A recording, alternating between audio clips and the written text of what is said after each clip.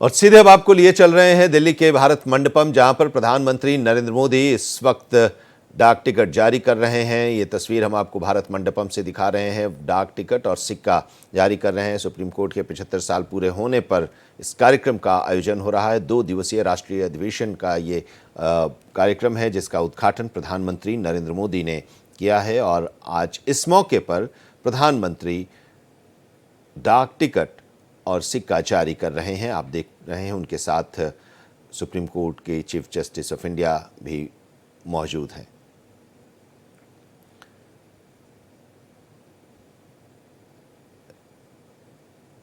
राष्ट्रीय सम्मेलन का आयोजन हो रहा है और इस राष्ट्रीय सम्मेलन में सुप्रीम कोर्ट के 75 साल पूरे होने पर डाक टिकट प्रधानमंत्री नरेंद्र मोदी जारी कर रहे हैं। उनके साथ चीफ जस्टिस ऑफ इंडिया भी मौजूद हैं। दोनों लोगों ने डाक टिकट जारी किया है। इस खास मौके पर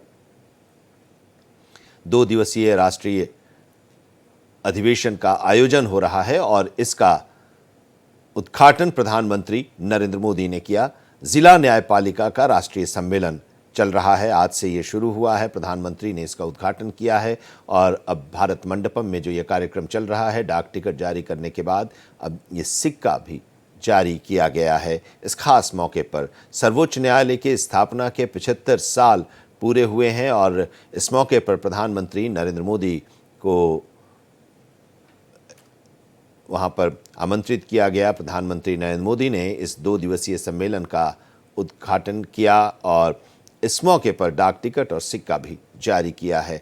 आप तस्वीरों के जरिए देख पा रहे हैं। इस खास मौके पर चीफ जस्टिस ऑफ इंडिया के साथ साथ सुप्रीम कोर्ट के सभी जज यहां पर मौजूद हैं और इस बैठक में बार काउंसिल ऑफ इंडिया के अध्यक्ष भी हैं। यहां पर बैठक में मौजूद हैं। तमाम गणमान्य लोग इस बैठक में शामिल हैं। सुप्रीम कोर्ट की स्थापना के 75 साल पूरा होने के मौके पर स्मारिका डाक टिकट और सिक्के के तौर पर आज जारी किया गया। Of 12 diverse species are planted in New Delhi's Central Ridge of Reserve Forest. This initiative is a tribute to the Supreme Court's journey, nurturing the values that keep our democracy rooted and growing. These 75 saplings are dedicated to the Honorable Prime Minister, Shri Narendra Modi, in commemoration of the 75 years of the Supreme Court of India.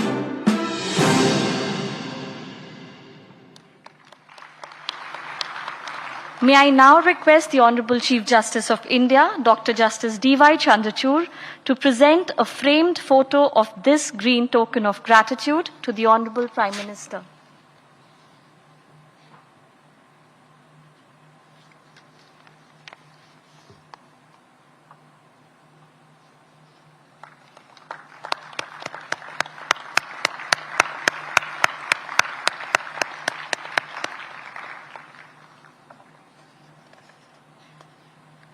अब मैं आदरणीय प्रधानमंत्री जी से विनम्र निवेदन करती हूं कि वो इस सभागार में उपस्थित सभी गणमान्य अतिथियों एवं श्रोतागण को संबोधित कर अपने विचारों से अवगत कराएं और उनका मार्गदर्शन करें।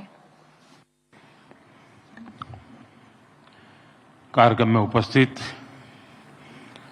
Chief justice of India D Y. Chandrachud ji, justice Shri Sanjiv Khanna ji, justice B R. Gavai ji, देश के कानून मंत्री Arjun Ram Meghwal ji, attorney general R. Venkat Ramani ji, supreme court bar council के अध्यक्ष श्रीमान Kapil Sibal ji, bar council of India के अध्यक्ष भाई मनन कुमार मिश्रा जी, सुप्रीम कोर्ट के सभी जजिस,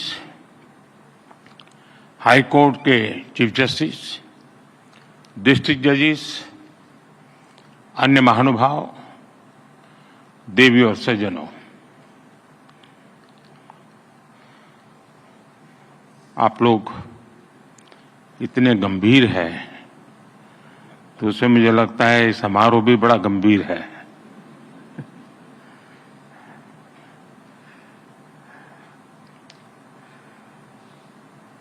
कुछ ही दिन पहले मैं राजस्थान हाई कोर्ट के प्लेटिनम जुबिली सेरेमनी में गया था और आज सुप्रीम कोर्ट के 75 वर्षों की यात्रा के उपलक्ष्य में जिला न्यायपालिका का राष्ट्रीय सम्मेलन हो रहा है। सुप्रीम कोर्ट के 75 वर्ष ये केवल एक संस्था की यात्रा नहीं है, ये यात्रा है भारत के संविधान और संवैधानिक मूल्यों की। ये यात्रा है एक लोकतंत्र के रूप में भारत के और परिपक्व होने की। और इस यात्रा में हमारे संविधान निर्माताओं का, न्यायपालिका के अनेकों मनीषियों तक का योगदान बहुत महत्वपूर्ण रहा है। इसमें पीढ़ी दर पीढ़ी उन करोड़ों देशवासियों का भी योगदान है जिन्होंने हर परिस्थिति में न्यायपालिका पर अपना भरोसा अडिग रखा है।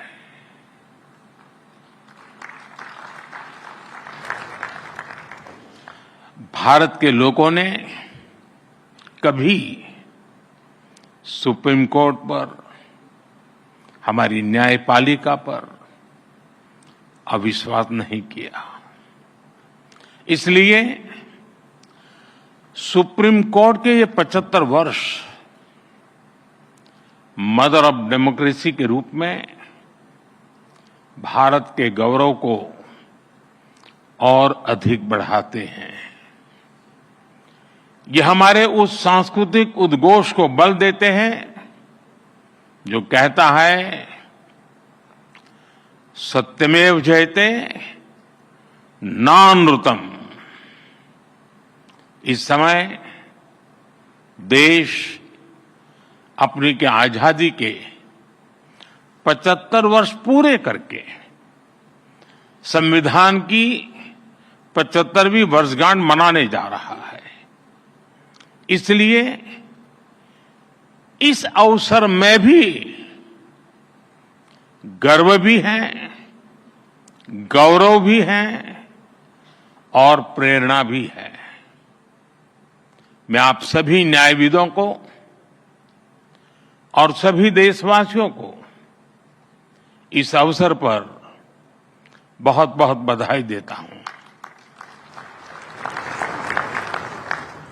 इस अवसर पर राष्ट्रीय जिला न्यायपालिका सम्मेलन का जो महत्वपूर्ण आयोजन हो रहा है, मैं इसके लिए भी आप सबको शुभकामनाएं देता हूं। साथियों, हमारे लोकतंत्र में न्यायपालिका संविधान की संरक्षक मानी गई है। ये अपने आप में एक बहुत बड़ी जिम्मेदारी है। हम संतोष के साथ कह सकते हैं कि सुप्रीम कोर्ट ने, हमारी न्यायपालिका ने इस जिम्मेदारी का बखूबी निर्वहन करने का प्रयास किया है। आजादी के बाद न्यायपालिका ने न्याय की भावना की रक्षा की। आपातकाल जैसा काला दौर भी आया, तब न्यायपालिका ने संविधान की रक्षा में अहम भूमिका निभाई। मौलिक अधिकारों पर हुए प्रहार तो सुप्रीम कोर्ट ने उनकी रक्षा भी की। और यही नहीं, जब जब देश की सुरक्षा का प्रश्न आया, तब न्यायपालिका ने राष्ट्रहित सर्वोपरि रखकर भारत की एकता की भी रक्षा की है। इन सब उपलब्धियों के बीच मैं इन यादगार 75 वर्षों के लिए आप सभी विद्वज्जनों को बहुत बधाई देता हूं। साथियों, बीते 10 वर्षों में न्याय को सुगम बनाने के लिए देश ने कई प्रयास किए हैं। कोर्ट्स के मॉडर्नाइजेशन के लिए मिशन लेवल पर काम हो रहा है। इसमें सुप्रीम कोर्ट और जुडिशरी के सहयोग की बड़ी भूमिका रही है। आज जिला न्यायपालिका का ये कार्यक्रम भी इसी का एक और उदाहरण है। इसके पहले यहां कई लोगों ने उल्लेख भी किया, सुप्रीम कोर्ट और गुजरात हाई कोर्ट ने मिलकर ऑल इंडिया डिस्ट्रिक्ट कोर्ट जजेज कॉन्फ्रेंस का आयोजन भी किया था।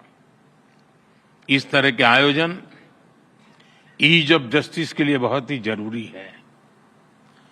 मुझे बताया गया है यहां भी अगले 2 दिनों में कई महत्वपूर्ण मुद्दों पर चर्चा होगी। पेंडिंग केसेस का मैनेजमेंट, ह्यूमन रिसोर्स और लीगल फैटर्निटी की बेहतरी। आपने चर्चा के लिए सभी जरूरी विषय तय किए हैं। मुझे खुशी है कि सबके साथ अगले 2 दिनों में एक सेशन जुडिशियल वेलनेस पर भी रखा गया है। पर्सनल वेलनेस, सोशल वेलबीइंग की सबसे पहली जरूरत है। इससे हमें हमारे वर्क कल्चर में हेल्थ को प्रायोरिटी देने में मदद मिलेगी। साथियों, हम सब जानते हैं आज आजादी के अमृतकाल में 140 करोड़ देशवासियों का एक ही सपना है, विकसित भारत, नया भारत। नया भारत यानी सोच और संकल्प से एक आधुनिक भारत। हमारी न्यायपालिका इस विजन का एक मजबूत स्तंभ है। खास तौर पर हमारी डिस्ट्रिक्ट जुडिशरी भारतीय न्यायपालिका की व्यवस्था का एक आधार है। देश का सामान्य नागरिक न्याय के लिए सबसे पहले आप ही का दरवाजा खटखटाता है। इसलिए ये न्याय का प्रथम केंद्र है, ये पहली सीढ़ी है। हर तरह से सक्षम और आधुनिक हो, ये देश की प्राथमिकता है। मुझे विश्वास है ये राष्ट्रीय सम्मेलन, इसमें हुए विमर्श देश की अपेक्षाओं को पूरा करने में मदद करेंगे। साथियों, किसी भी देश में विकास का अगर कोई सबसे सार्थक पैरामीटर है तो वो है सामान्य मानवीय का जीवन स्तर। सामान्य मानवीय का जीवन स्तर उसकी ईज ऑफ लिविंग से तय होता है और सरल सुगम न्याय ये ईज ऑफ लिविंग की अनिवार्य शर्त है। ये तभी संभव होगा जब हमारी डिस्ट्रिक्ट कोर्ट्स आधुनिक इंफ्रास्ट्रक्चर और टेक्नोलॉजी से लैस होगी। हम सब जानते हैं कि आज डिस्ट्रिक्ट कोर्ट्स में करीब 4.5 करोड़ केसेस पेंडिंग है। न्याय में इस देरी को खत्म करने के लिए बीते 1 दशक में कई स्तर पर काम हुआ है। पिछले 10 वर्षों में देश ने जुडिशियल इंफ्रास्ट्रक्चर के विकास के लिए लगभग 8,000 करोड़ रुपए खर्च किए हैं। आपको एक और तथ्य जानकर खुशी होगी, पिछले 25 साल में जितनी राशि जुडिशियल इंफ्रास्ट्रक्चर पर खर्च की गई, उसका 75% पिछले 10 वर्षों में ही हुआ है। इन्हीं 10 वर्षों में डिस्ट्रिक्ट जुडिशरी के लिए 7,500 से ज्यादा कोर्ट हॉल और 11,000 रेसिडेंशियल यूनिट्स तैयार की गई है।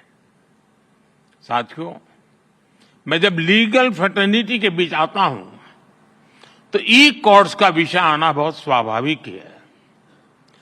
टेक्नोलॉजी के इस इनोवेशन से केवल न्यायिक प्रक्रियाओं में तेजी ही नहीं आई, इससे वकीलों से लेकर फरियादी तक हर किसी की परेशानियां भी तेजी से कम हो रही है।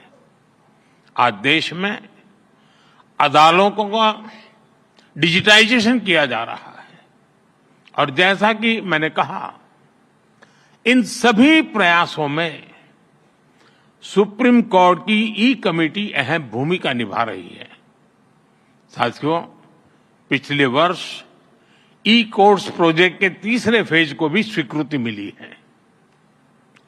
हम एक यूनिफाइड टेक्नोलॉजी प्लेटफॉर्म तैयार करने की दिशा में आगे बढ़ रहे हैं। इसके तहत artificial intelligence, optical character recognition जैसी उभरती हुई टेक्नोलॉजी का इस्तेमाल होगा। हम पेंडिंग केसेस का एनालिसिस कर सकेंगे, भविष्य के मुकदमों का भी अनुमान लगा सकेंगे। पुलिस, फॉरेंसिक, जेल और कोर्ट टेक्नोलॉजी इनको इंटीग्रेट भी करेगी और इनके काम को स्पीड अप भी करेगी। हम ऐसी न्याय व्यवस्था की ओर बढ़ रहे हैं जो पूरी तरह से फ्यूचर रेडी हो गई। साथियों, आप जानते हैं, बड़े बदलाव में इंफ्रास्ट्रक्चर और टेक्नोलॉजी के साथ ही नियमों, नीतियां और नीयत की भी भूमिका होती है।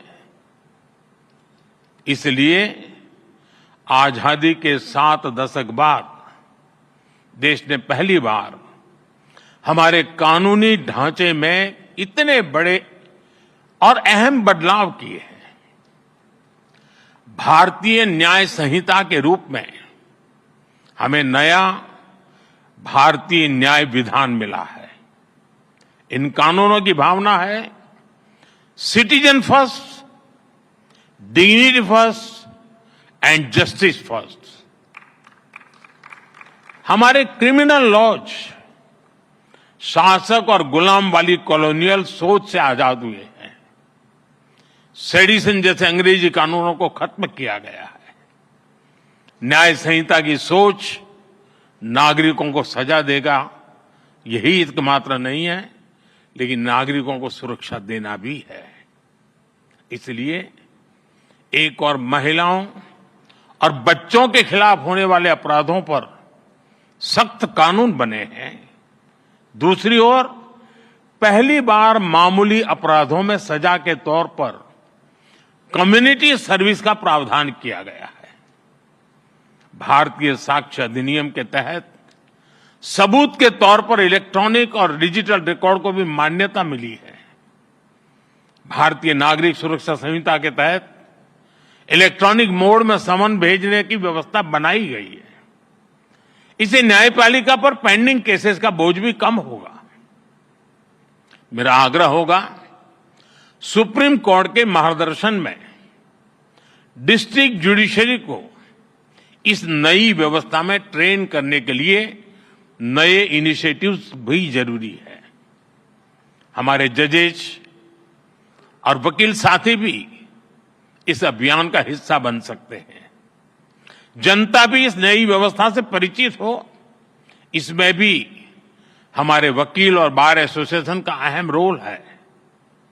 साथियों, मैं देश और समाज के एक और ज्वलंत विषय को आपके समक्ष उठाना चाहता हूं।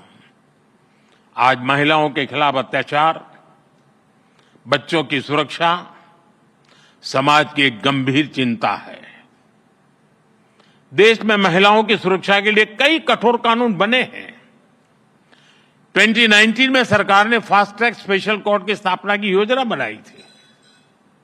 इसके तहत अहम गवाहों के लिए डिपोजिशन सेंटर्स का प्रावधान है। इसमें भी डिस्ट्रिक्ट मॉनिटरिंग कमिटीज की भूमिका महत्वपूर्ण हो सकती है। इस कमेटी में डिस्ट्रिक्ट जज, डीएम और एसपी भी शामिल होते हैं। क्रिमिनल जस्टिस सिस्टम के विभिन्न पहलुओं के बीच समन्वय बनाने में उनकी भूमिका अहम होती है। हमें इन कमेटियों को और अधिक सक्रिय करने की जरूरत है। महिला अत्याचार से जुड़े मामलों में जितनी तेजी से फैसले आएंगे, आधी आबादी को सुरक्षा का उतना ही बड़ा भरोसा मिलेगा। साथियों, मुझे विश्वास है कि यहां जो विमर्श होगा उससे देश के लिए बहुमूल्य समाधान निकलेंगे। जस्टिस टू ऑल का रास्ता मजबूत होगा। मैं एक बार फिर आप सबको इस पवित्र समारोह और समागम और चिंतन मनन में जरूर अमृत निकलेगा, इस आशा के साथ अनेक अनेक शुभकामनाएं देता हूं। बहुत बहुत धन्यवाद।